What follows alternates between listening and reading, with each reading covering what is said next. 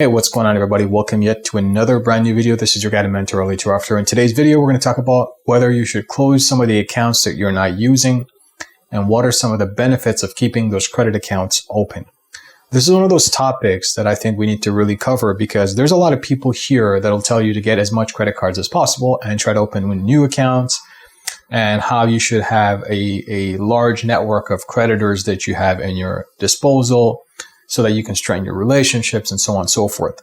The purpose of this video is to enlighten you in the aspect of whether or not there is some benefit to actually keeping multiple creditors in your arsenal, keeping multiple credit cards open, and what to do if you have a lot of different credit cards, but they're actually not being used. Should you shut them down?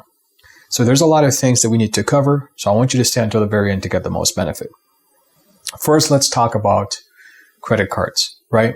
What they signify and why you should be careful on how many credit cards you have, but also at the same time, be careful on what you do with them when you do have them. The most important thing that I think I want to cover, and specifically today's video, is the idea of the multiple amount of credit cards. Now, we talked about with another video, we discussed the idea that do you really need 40 plus credit cards? And what are some of the downsides of having that? And what to do if you're in a position where you saw the video after having so many significant amount of credit cards. So one of the biggest things I want to say is, if the single goal of your personal credit and the ability to borrow and the ability to create financial wealth and to scale up your credit game is to have as many credit cards as possible, then it's fine. But the problem there is, if you're going to evolve with those relationships, and I'm assuming that you want to build something with those credit card accounts, and you want to scale them over time so that your credit score increases, then what you're going to have to do is to satisfy every single creditor that you have in your arsenal and strategically build relationships with them. Given the new conditions of the FICO 10T, which is the FICO 10 Trends model, you need to understand on how to use the system. You need to understand how the algorithm of the FICO 10 works. So the biggest thing with the algorithm is that you absolutely need to know how to put on balances on those credit cards, specifically at least 50+%. And you have to demonstrate that you can aggressively pay down those balances within a very short period of time. And the reason I say that is because that kicks in the algorithm. That demonstrates trends. And historically, what happens is, if you're very aggressive with paying down your credit cards by borrowing large sums and then obviously paying down those minimums, what happens is the creditor, they send out documentation, specifically letters, sometimes with promotional offers, and they state that, look, we bumped up your credit limit because it seems that you can use this and we didn't do any hard inquiry. This is on us. Strategically, what I've seen, depending on how much you've borrowed, you can get up to 2 to 3 times more on the credit limit. So let's assume your credit card limit is $10,000 and you've been very aggressive by borrowing $5,000 to $6,000 from that creditor, and you paid it down very aggressively, meaning in the next 2 to 3 months, you paid down the entire balance. It's not a surprise if you see it within the 4th or 5th month that the creditor states that, hey, look, we're going to give you a bump up to $20,000 or $30,000. It's very normal to see that. And the reason I say this is because during times like these, the creditors want to align themselves with financially responsible individuals. They want to de-risk any type of financial health they have. And then they go through processes and systems to evaluate who are the creditworthy customers. If you were to follow this entire system and algorithmic study, and if you were to look at that behavior and the trend that most creditors are adapting to, which means if you have 40 different credit cards, what's going to happen is you're going to basically run dry of your money, right? If you were to segment each and every single relationship and you're trying to strengthen each one of them, it's going to take you a very long period of time to even let the FICO 10T trends kick in. You see what I'm saying? So you have to understand that having 40 different credit cards also means that you have a lot of weight to be responsible towards those credit cards. If your goal, like I said, is to get strategic limits increases, if you want to really work the muscles of the FICO 10T and the score that you're going to ultimately have, you need to follow those guidelines. So that's one of those things I want to get clear and out of the way, because moving forward from here, this is going to be the foundation of our conversation, right? The amount of credit cards you have requires a significant amount of responsibility towards maintaining those balances, and of course borrowing, so that the FICO 10T is understanding our behavioral sequence around payment and borrowing capacity that we have. So with that out of the way, let's talk about whether you should close existing creditors if you have a lot of them. So one of the things that I want to start with when it comes to that is you have to evaluate the relationships that you have with those creditors. The only time that I would discourage you from closing accounts down or just shutting it altogether is if some of these creditors are brand new, and if you don't get a lot of limit, you get like $500 or $1,000, but yet you have other creditors that have been there for 4 to 5 years, maybe 3 years, even 2 years, and you're seeing that you have a lot more limits with them. It's just that you haven't really tapped into the FICO 10T payment behaviors. You haven't really borrowed what you need to borrow to demonstrate your financial capacity. In those instances, my encouragement towards you is to go ahead and try to evaluate which of those relationships have more history, which is important, and which of those relationships you can nurture the proper way. Nurturing the proper way is adapting to the new payment trends. We talked about borrowing, close to 50% and then paying it down very aggressively within 90 to 120 days.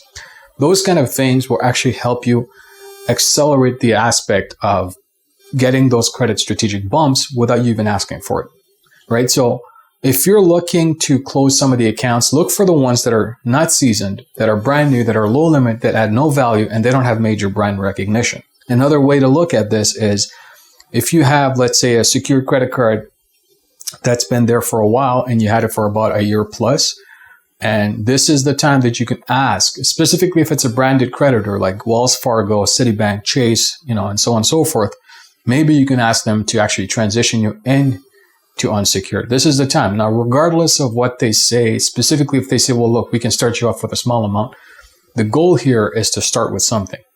Now, sometimes what happens is they might refuse because, again, we talked about the trends. We talked about payment history, your credit worthiness. Have you demonstrated to them that you can borrow quite a bit and pay down as aggressively as you borrowed? If not, then what are some of the benefits for them to extend to you credit based on their availability compared to other clients that they feel is more worthy to them, right? You see what I'm saying? So you have to understand these relationships and the angles of those relationships. History is very critical. Payment behavior is very critical. Those two things and those two elements alone will get you to the goal that you need to get to when it comes to actually getting a process evaluated whether or not you want to get those strategic bumps across the way. So I want you to keep that in mind because those elements are going to help you get the best benefit from your creditors. So to close an account or not, that's really the question of how much history you have in that specific creditor.